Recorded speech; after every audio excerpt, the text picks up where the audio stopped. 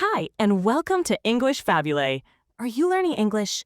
Great. Let's learn English with a very interesting story. Don't forget to subscribe, like, and comment. Let's get started. 1. Introduction. Imagine you are walking in a busy street. There are many shops, bright lights, and sounds everywhere. Now, imagine this street is the internet. For many people, being online feels just like this busy street. It can be exciting, but also too much. There are so many websites, apps, and messages all wanting your attention. It can be hard to focus and feel calm. Think about Sarah. Every day, she feels like she is drowning in the internet. She starts her day by checking her phone. News, emails, social media, it all comes at once. During work, she needs the internet, but it is hard to stay focused. Notifications pop up all the time. In the evening, she wants to relax, but she often ends up scrolling through social media for hours. Sarah feels tired and stressed. She knows the internet is useful, but it feels like it is controlling her life. She wants to use the internet in a better way, but she does not know how. This book is for people like Sarah. If you ever feel overwhelmed by the internet, this book can help you. It will show you how to use the internet in a way that is healthier and happier. You can take back control and make the internet work for you, not against you. This book will introduce you to digital minimalism. This is a simple idea. Use technology in a way that supports the important things in your life. And forget about the rest. It is about being careful and choosing what you let into your digital life. Sometimes, using the internet can become a problem. For some people, it is more than just feeling overwhelmed. It can become like an internet addiction. This means spending too much time online and finding it hard to stop, even when it causes problems in your real life. It is like really liking something, like a game or a television show, but doing it so much that it starts to affect your sleep, your work, and your time with friends and family. This book will help you understand if you are spending too much time online and give you ways to change this. This book is here to help you find a better way to live with the internet. It is about finding balance and making choices that help you live a happier and healthier life in our digital world. 2. Too much time online. Do you ever feel like you spend too much time online? You are not alone. Many people today are spending hours every day looking at screens. Think about your own day. How much time do you spend on your phone, computer, or tablet? It could be for work, talking to friends, watching videos, or just browsing websites. All of this time adds up. For many, the internet is a helpful tool. It connects us to information and people around the world. But like anything, too much of a good thing can be bad. Spending too much time online can start to have negative effects on our lives. One common problem is sleep. When we are online late at night, the bright light from screens can make it harder to fall asleep. Our brains get used to being active, and it becomes difficult to relax. If you are always online before bed, you might find you are not sleeping enough, or that your sleep is not very good. This can make you tired and less focused during the day. Another issue is exercise. If you are spending many hours online, you are probably spending less time being active. Sitting for long periods is not good for our bodies. We need to move to stay healthy. When we are online, it is easy to forget to get up and move around. Less exercise can lead to health problems and feeling less energetic. Feeling lonely might seem strange when you are connected to so many people online. But spending too much time online can actually make you feel more isolated. Real-life connections with people are very important for our happiness. Online interactions are different from face-to-face conversations. Looking at social media, for example, might show you lots of pictures of people having fun, which can sometimes make you feel like you are missing out or not good enough. These feelings can lead to loneliness, even when you are technically connected. Let's think about some examples. Imagine a student who spends hours every evening playing online games. They might do well in the game, but they could be too tired to focus in class the next day. They might also miss out on spending time with their family or friends in real life because they are always online. Or consider someone who checks social media constantly throughout the day. They might feel like they are staying updated, but they are also likely to be distracted from their work or studies. They might compare themselves to others online and feel unhappy with their own lives. Perhaps they are seeing friends in person less often, choosing to communicate through messages instead. Think about a person who watches videos online for many hours every day. They might be entertained, but they are also spending a lot of time sitting and not doing other things. They might not be going outside, pursuing hobbies, or spending quality time with loved ones. Their world might become smaller and smaller, focused only on what is happening on the screen. While there are no exact numbers in this book about how many hours people spend online, it's clear that for many, it's a significant part of their day, and for some, it's becoming too much. If you feel like you are spending too much time online and it's affecting your sleep, your health, or your happiness, it might be time to think about making a change. The next chapters will explore why it can be so hard to stop clicking and what you can do to take back control of your time online. 3. Why we can't stop clicking. Have you ever wondered why it's so hard to stop looking at your phone or computer? You might start checking one thing and then find yourself still online much later. It's like websites and apps have a magic power to keep us clicking, but it's not really magic. It's how they are made. Think about social media. When you post a photo or a message, what do you want to see? You probably hope for likes and comments. These things feel good. Websites and apps use this feeling to keep you coming back. It's like a little reward every time someone likes your post. Companies know this. They use likes, notifications, and other things to make their apps and websites addictive. Notifications are another trick. When you get a message or a like, your phone tells you right away. This makes you want to check it. Companies use red dots and sounds to grab your attention. They want you to look at your phone now. It's hard to ignore these signals. Think about how a slot machine works. You put money in, pull a lever, and hope to win. Sometimes you win, sometimes you don't. But you keep playing because you might win next time. Websites and apps use this idea too. You keep clicking because you hope to find something interesting or get a like. You don't know when the reward will come, but you keep trying. This is called intermittent positive reinforcement. It's a fancy way of saying that random rewards make you want to keep going. Social media companies use this a lot. Every time you check your phone, it's like pulling the lever on a slot machine. What did I get? You think, do I have new messages? New likes? Something interesting to see? The chance of a reward keeps you clicking again and again. Another reason we keep clicking is social approval. We are social beings. We care about what other people think of us.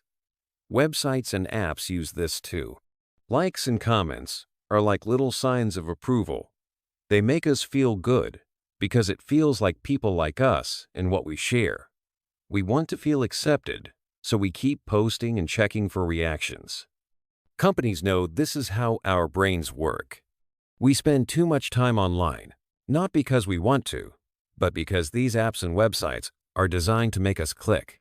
This constant clicking can make us tired and unhappy. We lose time for other things, like sleeping, talking to friends in real life, or doing hobbies. It can also make us feel like we are losing control. We start clicking without even thinking about it. It becomes a habit, and a hard habit to break. So, why can't we stop clicking? It's not just our fault. Websites and apps are made to be addictive. They use tricks that play on how our brains work. Likes, notifications, and random rewards keep us hooked. But understanding why we can't stop clicking is the first step to taking back control.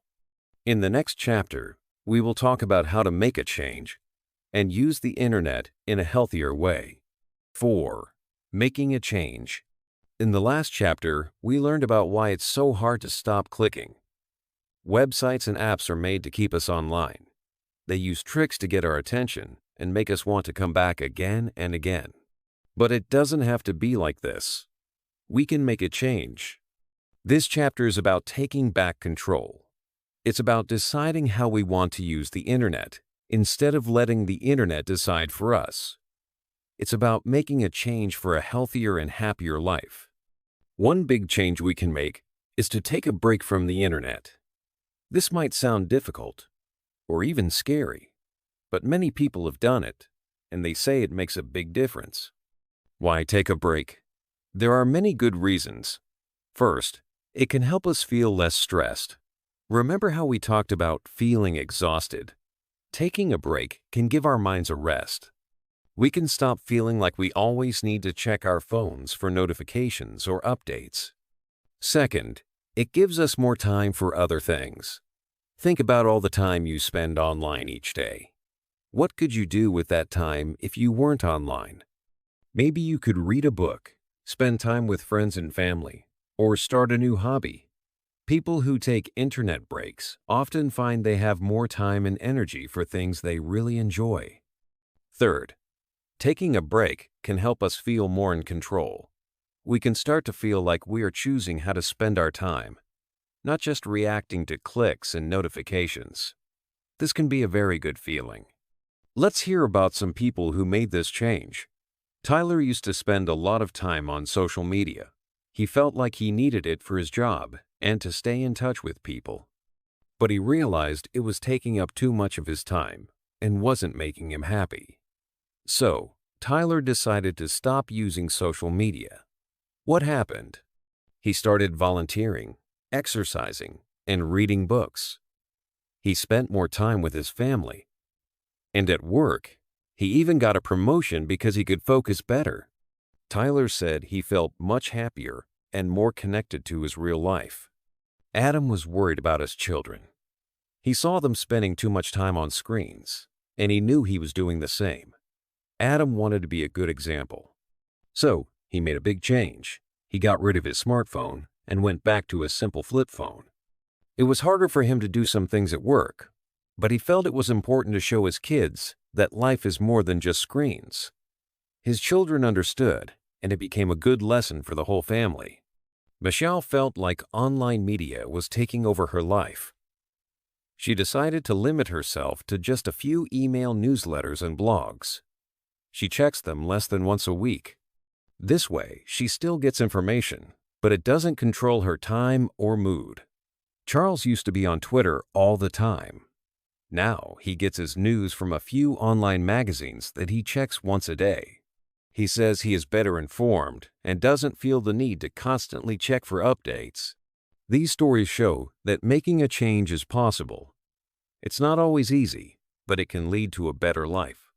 So, how can you start? Here are some simple steps to think about. 1. Decide to take a break. The first step is to make the decision. Tell yourself that you want to try spending less time online and see how it feels. 2. Choose your break time. How long will your break be? Some people start with a weekend. Others try a week, or even a month.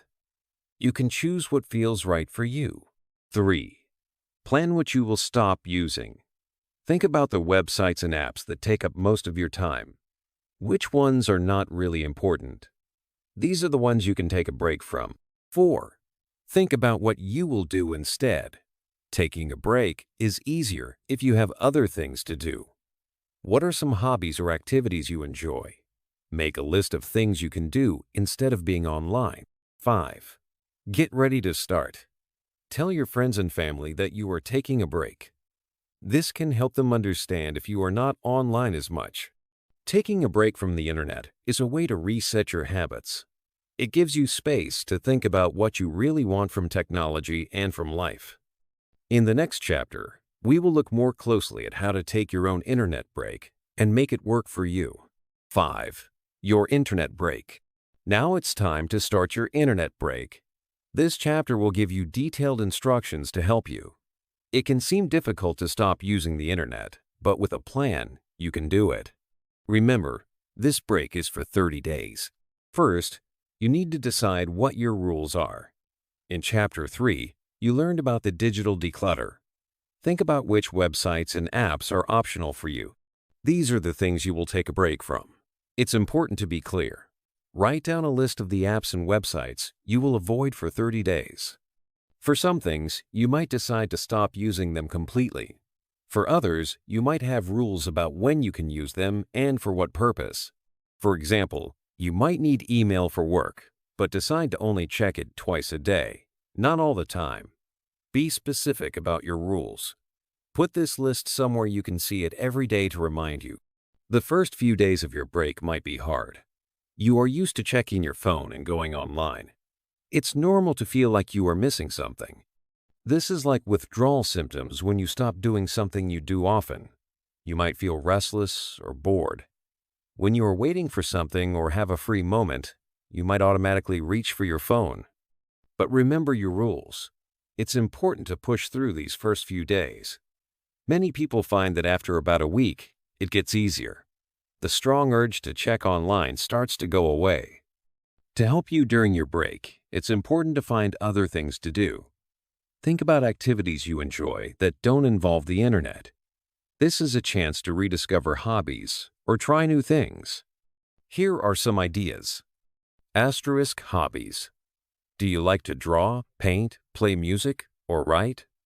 Now is a great time to spend more time on these hobbies. Maybe you used to enjoy reading books. Visit a library and find some interesting books to read. Asterisk. Spending time with friends and family. Instead of texting friends, call them or meet them in person. Plan activities with your family. Go for a walk together, play games, or just talk. Face-to-face time is very important. Asterisk exercising. Physical activity is a great way to replace internet time. Go for a run, walk, swim, or bike ride. Join a sports team or exercise class. Exercise is good for your body and your mind. Asterisk being in nature. Spend time outside. Go for a walk in a park, sit by a river, or just enjoy being in your garden. Nature can be very calming and relaxing. Asterisk. Learning new skills. Is there something you've always wanted to learn? Maybe you want to learn a new language, how to cook, or how to fix things around the house. Use your internet break to learn a new skill. During your break, you might face challenges. You might feel tempted to break your rules. It's important to be prepared for these moments. If you feel a strong urge to go online, try doing something else instead. Go for a walk, talk to a friend, or work on a hobby. Remind yourself why you are taking this break. Think about the benefits of reducing your internet use, like more time for other things and feeling less stressed. Remember, this internet break is not forever. It's a chance to reset your relationship with the internet. After 30 days, you will be able to decide how you want to use the internet in a healthier way. Use this break to think about what you really value and how you want to spend your time. This will help you make good choices when you start using the internet again. 6. Coming back to the internet. Your internet break is over. You have spent time away from many websites and apps. You may feel different now. You might have enjoyed being less online. Now, it's time to think about coming back to the internet. But this time, it can be different. You don't have to go back to using everything like before. You can choose what you want to use and how you want to use it. Think about what you missed and what you didn't miss during your break. Did you miss seeing photos from friends? Maybe. Did you miss endless scrolling? Maybe not. This is important information. It helps you decide what to bring back into your life. First, think about each app and website you used to use. Ask yourself, do I really need this in my life again? Some apps and websites are very useful. For example, you might need email for work or online maps to find places. These are important tools. But other apps and websites are more for fun or just because you are used to them. Think about the fun ones. Do they really make your life better? Or do they just take up your time? It can be helpful to make a list. On one side, write down the apps and websites you want to use again. On the other side, write down the ones you are not sure about. For each one on the yes list, think about why you want to use it. What good things does it bring to your life? Be honest with yourself. If it's just because you are bored, maybe that's not a good enough reason. Now, think about limits. It's easy to spend too much time online without noticing. Before you start using the internet again, decide on some rules for yourself. How much time each day or each week do you want to spend online? Maybe you want to limit social media to only 30 minutes a day. Or maybe you only want to check news websites once a day. You can also set limits for specific apps. Some phones have features to help with this. You can set a timer for how long you can use an app each day. When the time is up, the app will close. This can help you stay in control. Think about when you will use the internet. Do you want to use it in the morning, afternoon, or evening? Maybe you don't want to use it after dinner. Decide on times that work for you. This way, the internet becomes something you use at certain times, not all the time. It's also important to create healthy habits for using the internet. One good habit is to have internet-free times. For example, you can decide that meal times are always internet-free. This means no phones or tablets at the table. This is a good time to talk to family or friends. Bedtime can also be internet-free.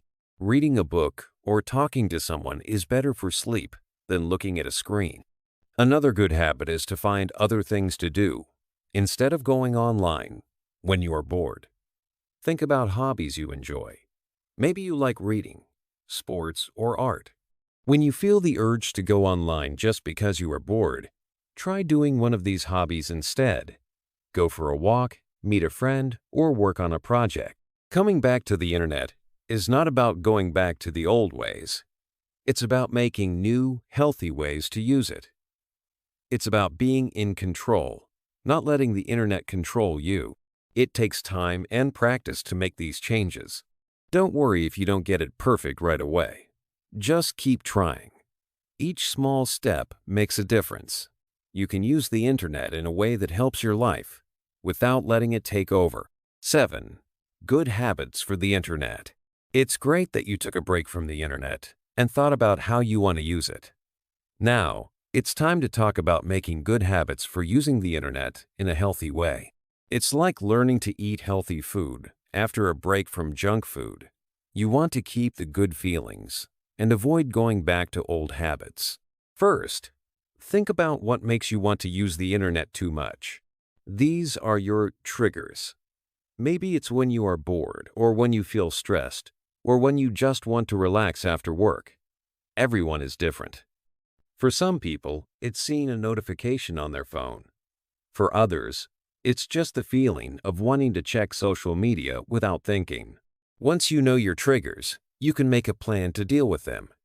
If you are bored, have other things ready to do, like reading a book, going for a walk, or talking to a friend. If you are stressed, learn other ways to relax, like deep breathing or listening to music instead of going online. Think of these as your internet break tools you learned in Chapter 5, but now you use them to prevent problems before they start. Social media can be very useful, but it can also be a big trigger. To use social media in a healthy way, be active, not passive. Instead of just scrolling and looking at what everyone else is doing, use it to connect with people you know and care about. Share your own things, but don't worry too much about likes or comments. Remember that social media is often showing the best parts of people's lives, not the whole story.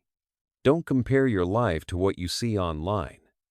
Limit the time you spend on social media each day. Set a timer, and when it rings, stop. Think about using technology to help you manage your technology use. There are apps that can track how much time you spend online and on different apps. Seeing this information can help you understand your habits better and make changes. Some apps can even block websites or apps after a certain time. These tools can be helpful, but remember, they are just tools. The most important thing is your own plan and your own decisions. You are in control. Another good habit is to make rules for when and where you use the internet. For example, you might decide not to use your phone in your bedroom or during meals with family or friends. Choose times and places that are important for your real life and keep them free from the internet. This helps you be more present in those moments and enjoy them more. It's also important to be aware of notifications. Notifications are designed to get your attention and pull you back online. Think about turning off notifications for apps that are not really important. For important apps, like messages from family, keep notifications on. But for many apps, you don't need to know every time something happens. Check apps when you decide to, not when they tell you to. Remember, making good habits takes time and practice. Don't be discouraged if you slip up sometimes. Just notice what happened and try again. The important thing is to be aware of your internet use and to keep making choices that help you live a healthier and happier life, both online and offline. Using the internet should be a good thing in your life, helping you connect, learn, and do things you enjoy, but it should not take over your life. You are in charge of your internet use, and these good habits can help you stay in charge. 8. A better life online. We have talked a lot about the problems with the internet and spending too much time online. But it's important to remember that the internet is also a very useful tool. When we use the internet in a healthy way, it can make our lives better. Think about all the good things the internet gives us. We can learn new things, connect with people far away, and find information quickly. The internet is not bad. It's how we use it that matters. This book has shown you ways to take control of your internet use. You have learned how to understand why it's hard to stop clicking, and you have taken steps to make changes. You have had an internet break, and you are now coming back to the internet with new, good habits. Remember the benefits of using the internet in a healthy way. You have more time for things you love, like hobbies and spending time with friends and family. You feel less stressed and more in control of your day. You sleep better and have more energy. You can focus better on your work and studies. You can use the internet for good things, like learning and connecting in meaningful ways. Keep practicing the good habits you have learned. It takes time to make these habits strong, but it is worth it.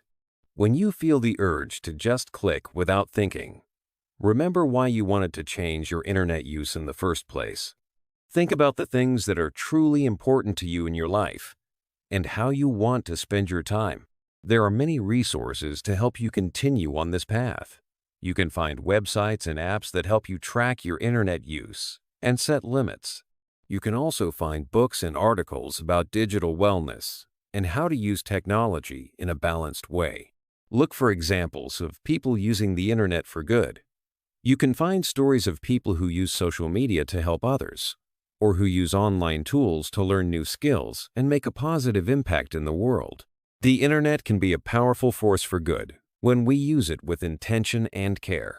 It is not always easy to live a better life online. There will be times when you feel tempted to go back to old habits. But remember that you are not alone. Many people are trying to find a healthier way to live with technology. Be kind to yourself and keep trying. We hope this book has given you hope and support. You can create a better life online. You can use the internet in a way that makes you feel good and helps you live a richer, more meaningful life. Keep going, and you will find your own better life online. Hey there! Just a second before you go. If you learned something new today, please give this video a like, write your thoughts in the comments, and subscribe to the channel. It only takes a second, and it really, really helps to create even better English videos for you. Your support means the world. Thank you.